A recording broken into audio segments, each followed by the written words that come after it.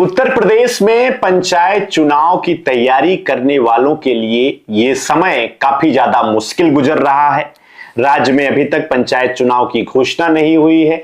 आरक्षण की व्यवस्थाएं नहीं तय हो पाई हैं कि किस पंचायत में किस वर्ग की सीट होगी। इसको लेकर के लगातार अपडेट सामने आ रहा है। जी हाँ, नमस्ते, मेरा नाम है अंजनी तिवारी और आप देख रहे हैं गांव देहात। अब जो नया अपडेट सामने आया है वो अपडेट है राज्य में आरक्षण को लेकर के ओबीसी आयोग का गठन। जी हां, आयोग की रिपोर्ट के आधार पर ही आरक्षण लागू होगा।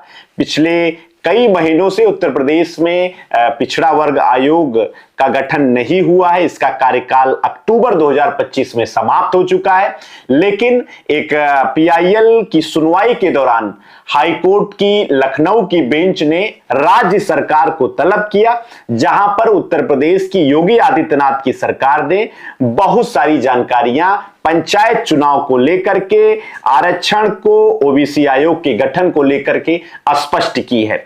हाईकोर्ट में जनहित याचिका एक दाखिल की गई थी और उसकी ओर से यह मांग की गई थी कि प्रदेश में अन्य पिछड़ा वर्ग आयोग का कार्यकाल 5 महीने पहले यानी कि अक्टूबर 2025 में समाप्त हो गया है और इसके गठन को लेकर के उत्तर प्रदेश सरकार यानी कि योगी सरकार को निर्देश दिया जाए और इस आयोग के गठन के बाद ही उत्तर प्रदेश में पंचायत चुनाव ही संभव हो पाएगा। इस पर सुनवाई करते हुए जस्टिस राजन राय और जस्टिस अवधेश चौधरी की बेंच ने इसमें सरकार को जो है स्पष्ट तौर पर निर्देश दिया है। योगी सरकार ने हाई कोर्ट में एक हलफनामा दिया है।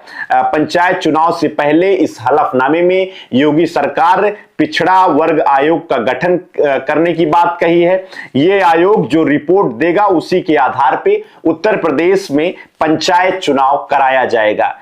उत्तर प्रदेश में ओबीसी आयोग यानी कि पिछड़ा आयोग इसलिए गठित किया जा रहा है कि जिसके आधार पे उत्तर प्रदेश में पंचायती राज व्यवस्था में आरक्षण तय किया जा सके। आरक्षण के आधार पे ये बातें स्पष्ट हो जाएंगी कि किस ग्राम पंचायत में किस वर्ग की सीट रहेगी और किस वर्ग का जनप्रतिनिधि उस गांव की सरकार का प्रतिनिधित्व करेगा।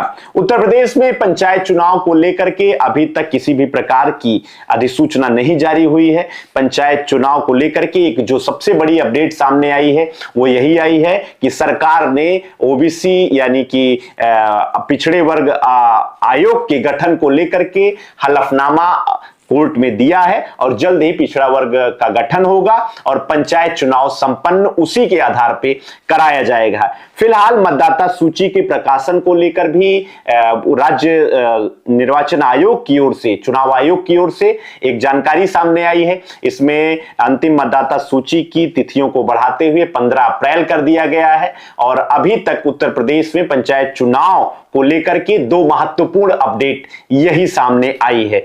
फिलहाल उत्तर प्रदेश में पंचायत चुनाव को लेकर के ओम प्रकाश राजभर जो पंचायती राज मंत्री हैं लगातार कह रहे हैं कि चुनाव अपने तय समय सीमा पर ही होगा, यानी कि चुनाव अप्रैल से लेकर के जुलाई के महीने में 2 चरणों में संपन्न कराया जाएगा।